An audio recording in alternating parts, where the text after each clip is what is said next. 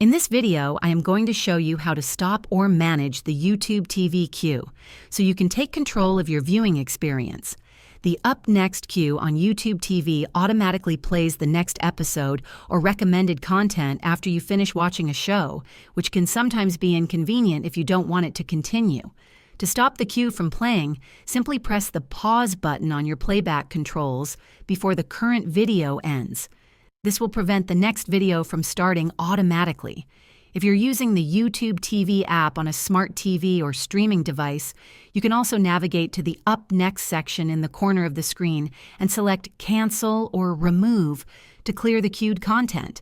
Unfortunately, there isn't a permanent setting to disable the autoplay feature entirely, but pausing or manually clearing the queue each time is an easy workaround, and that's all there is to it.